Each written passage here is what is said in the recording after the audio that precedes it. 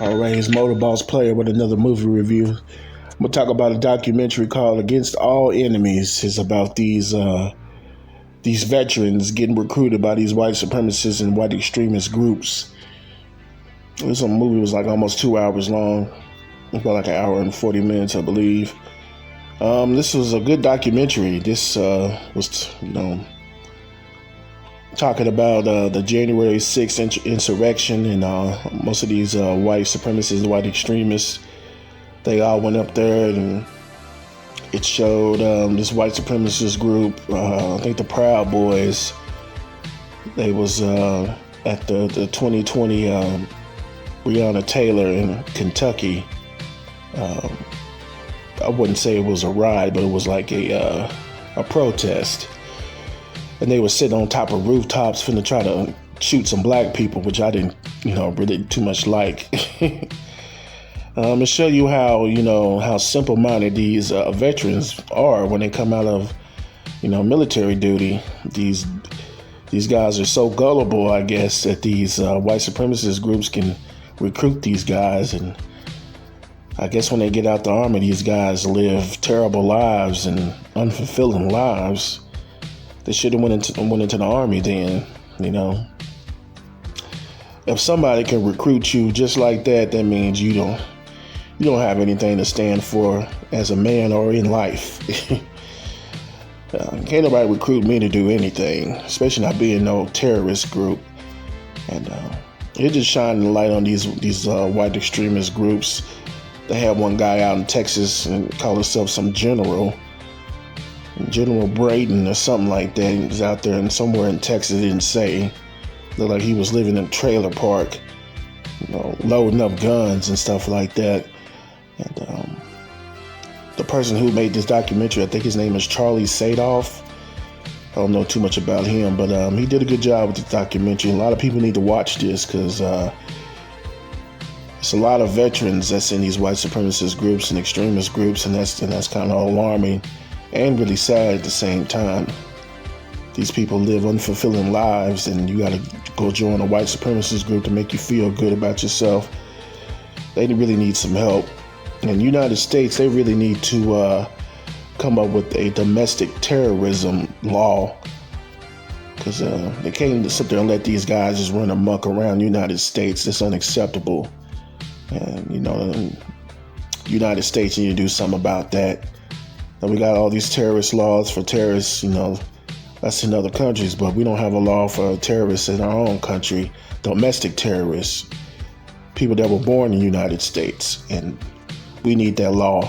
We gotta stop letting these white supremacists and white extremist groups just come out of nowhere, and they allow them to, train and do all this other stuff and promote propaganda and march on the streets. They even talk about this white supremacist group, extremist group called Patriot Front. I think they're out of Texas somewhere in Fort Worth, I believe. And they were showing they went up to Idaho to, cause some problems. So Idaho is a white supremacist rest haven.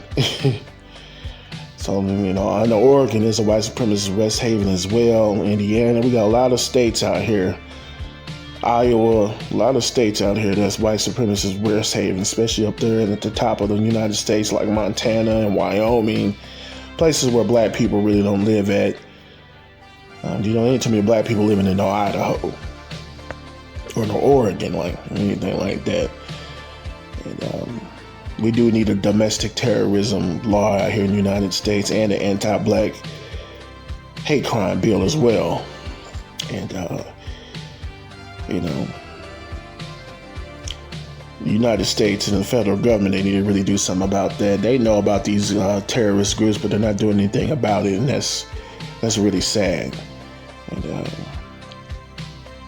even when the black people try to start their own little militia group, the government want to come and infiltrate it and shut it down, like the Black Panthers, but to let the KKK, the Aryan Brotherhood, the Proud Boys, the Boogaloo Boys, all these people, Patriot Front, there's so many of them to go down the list. It's too many of them. And it's insane the United States government has let these guys do all this stuff and they don't get in trouble. But some of them have been going to jail for that January 6th insurrection. about time, but they not shutting down all these groups though. They just sending some of these guys to jail, but still letting these groups,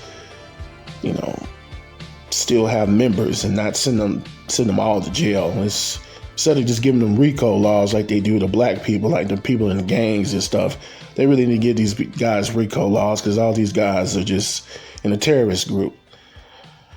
And and one of the guys that was talking in the documentary said that Americans really need to be scared. I'm not scared about these white supremacist extremist groups out here. I know they exist, and we just got to be ready when this stuff hits the fan. We just got to be ready for it. And I really appreciate this documentary because it's shining more light on these veterans, these people that want to serve, the United States and protect the United States, but then on top of that want to overthrow the government, want to be in these white supremacist and extremist groups. And that's not cool at all. It's not cool at all. It shows you how backwards and wayward these guys are. Talking about the Constitution, and they did an oath to protect the Constitution, but the Constitution doesn't, too much care for people trying to be a domestic terrorist on United States land, on United States soil. And that's one thing that these guys got to remember. You're still an American, so you're going to tear down the country that you're fighting for. They should direct all their energy to these other terrorists in whole other countries, not the people that's in your own country. That's how sick these guys are. But this documentary is pretty good. I give this documentary a 10 out of 10. Wonderful, wonderful documentary. And a lot of people need to watch this so they can understand that we do live in a system of white supremacy. Racism is not going away anytime soon. That's what Murder Boss play on my heart.